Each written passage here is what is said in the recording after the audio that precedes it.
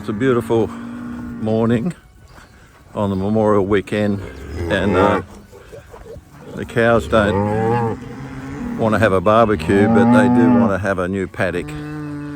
So I'm going to open up one of the lower paddocks here that I've been letting the grass grow a little bit. Unfortunately, with the heat wave we've had here, we had some good rain yesterday, which is going to change it a fair bit, but with the heat wave, it actually slows the rate of the grass growing. And because I'm a bit overstocked until the end of summer, they're making a worship sound back there. They're all heading down. They all know we're going to open a gate somewhere. And we've got calves everywhere, otherwise I would have sold a bunch of these cows already. But there's like 25 or 30 new calves and still calves on the way. So I'm going to go down to this lower flat down the bottom there, just and open on the left hand side. And I'll get a few days of fresh pick, and that'll give the rest of the farm a bit of a rest. We all need a rest, and we all need a lot of feed, but we've got to know what we want. And I hope you've got a copy of my new book. It's only theory until you do it.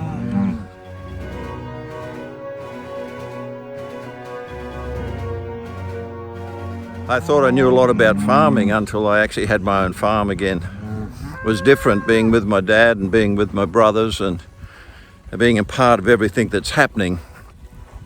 But when it's your tractor that breaks and it's your cows that get stuck in the mud and your calf that gets locked in the birth canal and your fence that gets broken down and your cow that gets out and your cow that dies because the lightning hit it, all of a sudden you're experiencing things that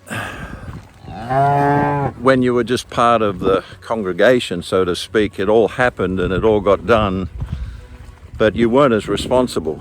You weren't actually accountable for everything that happened and all the results. So now, 8 or 9 years later, I actually know a bit more about the farming I thought I knew about. And that's kind of what my book is about. It's only theory until you do it. And a lot of people can quote the scriptures and even argue the scriptures, but very few have done the time. And the few that have done the time are very few. And Jesus said, few there'll be that will be on the road. I'm on a road now leading down to another paddock.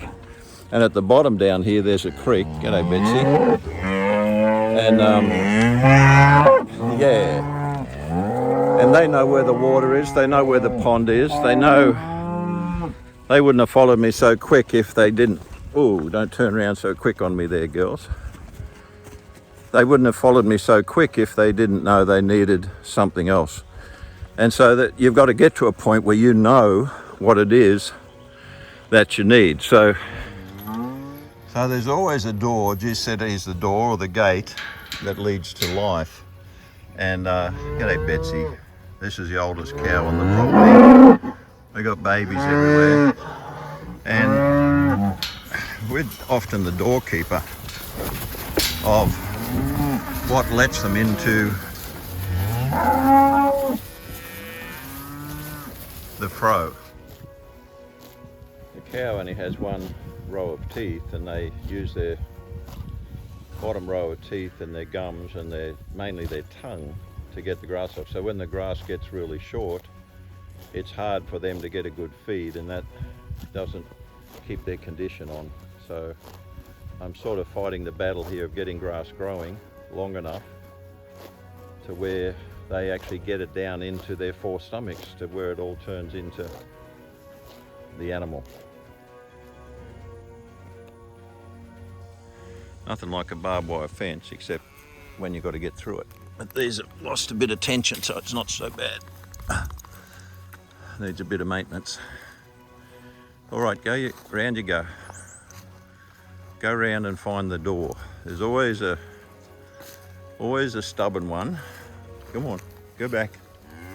I know you got a baby. I know you got a baby. Go on. Because a lot of the mamas are giving their goodness out to the babies. Here's one of our creeks. We had good rain. This is spring fed, so I've actually got water coming across up that I can use from the well, because Bluey loves the creek.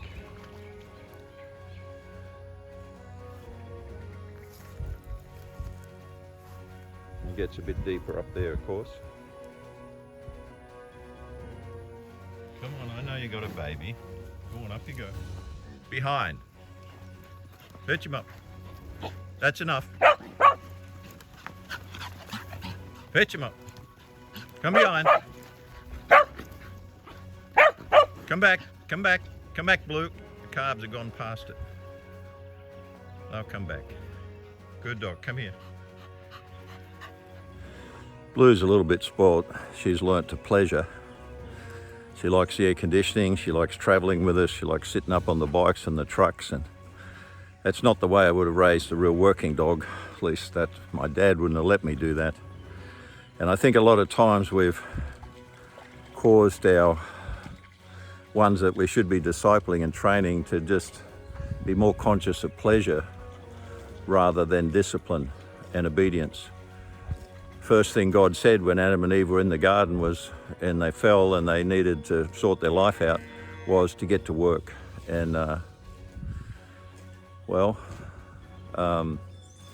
Bluey does a good job, but she's good because she does what she's told. And she's not really become a natural working dog like I would have had when I grew up, because she's a little spoiled.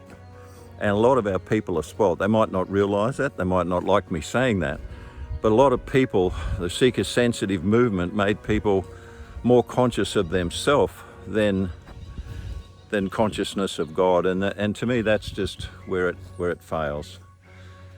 And so we've got to have a leader, we've got to have a shepherd, and we've got to have people that open the doors and teach and educate and mentor, but eventually you've got to grow up and be a real one.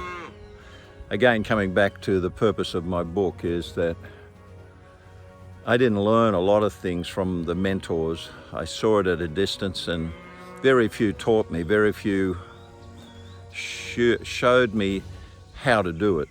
And so mostly I've learnt by doing it. The Bible says, be a doer of the word, not a hearer only. And so the book is not just a story of our life, though that it involves that, and I've got a lot of stories in there that I haven't told other people before, and a few details that I guess I just couldn't leave out, and sorry if they affect anybody. But in the world that we live in, there's not much you can say that someone can't overhear it somewhere, so there's no malice or anything I've said that was hurtful in our lives. I'm not saying it out of unforgiveness or resentment or hurt. I'm saying it because, thank God, God used those hard moments in my life to shape my life and to shape Karen's life, and invertedly that has shaped thousands of people's lives to some degree. My book and my next season of my online school, so forth, is to find those few that don't want to just live for their pleasure, that are willing to give something up for the sake of the kingdom. Because I'm going to tell you straight, Jesus is coming back soon. And he's looking for a church without spot or blemish. Now, that's not going to be possible in the natural, but in the spirit, when you are covered in the life, the nature and the purpose of Jesus, not just his blood sanctifies you and helps change you, but it's the nature and the clothing of Christ that you take to the wedding supper. And if you're not clothed with Christ, you just might not be in the proceedings.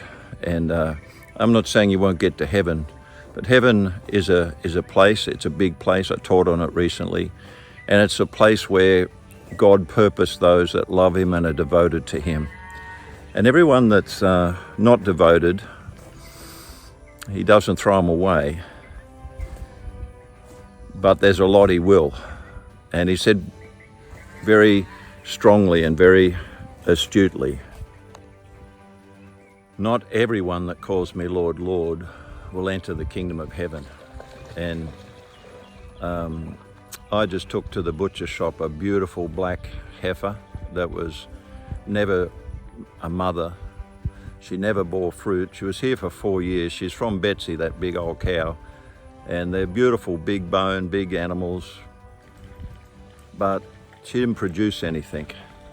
And so the parables in the Bible of the vines and the orchard and so forth are there for a reason. And it's not there just to be a story. It's there to say, be careful when you think you're standing firm. Make sure, really make sure. Then after doing all, stand. Here comes our herd of mini horses. They know something's on. They knew that the colt from old regret had gone away. And so they're beautiful. They're Karen's. Here comes our little girl. Hey, come here, princess. G'day. Aren't you beautiful? Aren't you beautiful? You beautiful girl. Beautiful girl. Hey, you've been trained well. You're not scared, and you're beautiful. You're like a perfect big horse, only she's miniature. There's some of the babies, and they're coming up to say hello. And if they see the older ones being a bit happy, even though they've got to be a little bit wary, that's how they survive. Believe it or not, that little fella is the granddad of everything. And he's a tough little buck. That's his name, Buck. Babies are following suit. That's what discipleship's all about. Just follow the elders. We just hope the elders know what they're doing, eh?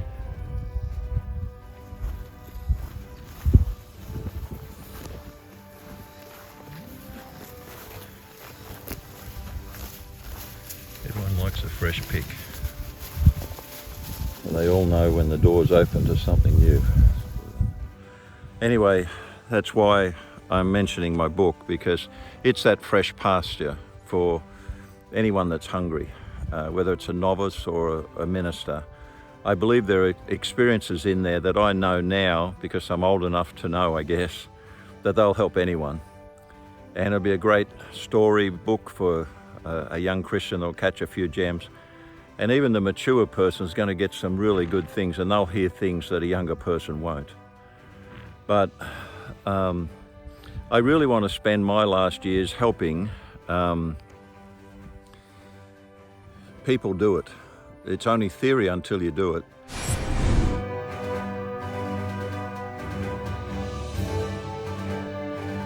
And when we stand before Jesus and we cross over at the end of the period, and the tribulation is over, we come back with Jesus, and we're going to rule and reign with him for 1,000 years, 10 centuries. And that's where our rewards will be dished out, and that's where we'll find out what we did on earth, whether it was valuable to God or not, and whether he values us to put us in positions of working.